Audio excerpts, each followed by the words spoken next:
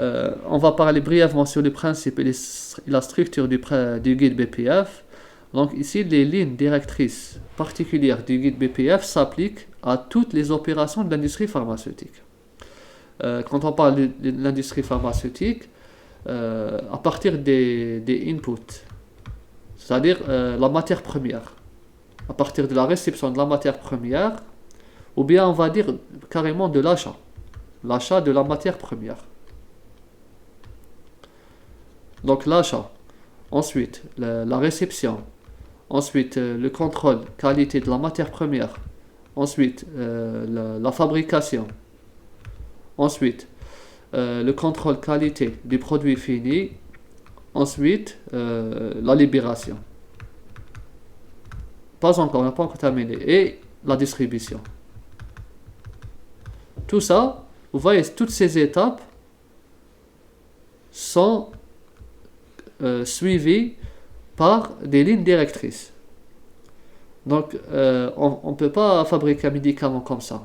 Tout est contrôlé, tout est suivi selon des lignes directrices.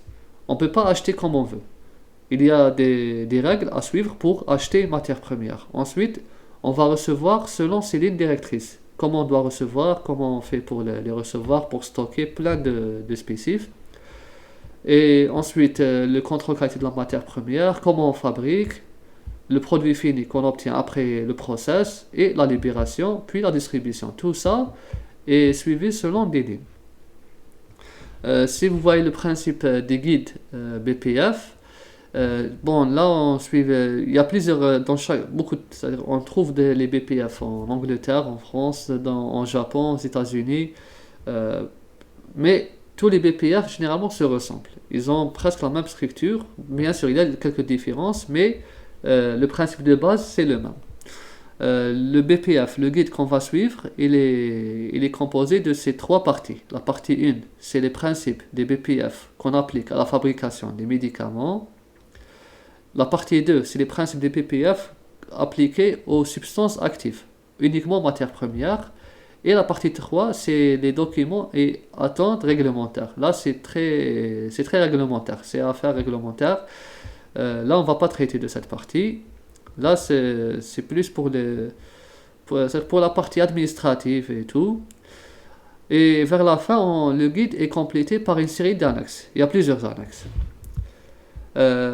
Comment on va faire dans ce cours, dans cette matière? On ne peut pas faire tout, c'est impossible parce que le guide il est très, il y a beaucoup de chapitres, beaucoup de parties, on ne peut pas tous les faire, c'est impossible.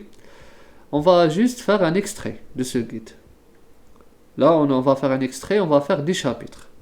On va faire 8 chapitres de la partie 1, de la partie principe des PPF appliqués à la fabrication des médicaments.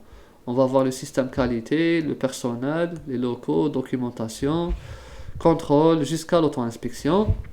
Ensuite, on va faire 2 annexes. On va pas faire la partie 2 et 3, on va pas les traiter, puisque la partie 1 et 2, elles se ressemblent. Sauf que la partie 1, c'est la fabrication, la partie 2, c'est uniquement pour les MP. Ensuite, on va faire l'annexe 15, qualification et validation, et on va faire aussi l'annexe 16. Échantillon de référence et échantillon modèle. C'est des exemples. Sinon, vous pouvez consulter le guide comme référence, le guide des bonnes pratiques de fabrication. Vous le trouverez sur ce site, ansmsanté.fr. Ce cours est extrait principalement du guide que j'ai téléchargé de cette agence nationale pour la sécurité des médicaments. Il est actualisé en 2019. Bon, chaque année il y a une version, mais si vous voyez la différence entre par exemple la version 2020 et 2010, la différence elle n'est pas très remarquable. Parfois il y a des mises à jour, mais généralement il n'y a pas beaucoup de changements. C'est presque les mêmes, il n'y a pas un grand changement. Sinon, vous pouvez aussi consulter le BPF de l'OMS, l'Organisation mondiale de la santé. Il est très bon, ce BPF, il est excellent. Vous pouvez aussi le consulter, c'est en anglais. Vous allez juste sur le site WHO, ou bien je pense que vous le trouverez aussi en français. il est aussi très bien fait. Donc là, c'est pour avoir... sinon, dans ce cours, on va faire juste un extrait. C'est un résumé. C'est pas... on va pas faire un cours détaillé des BPF, on n'a pas le temps et ça demande beaucoup de détails, d'expertise.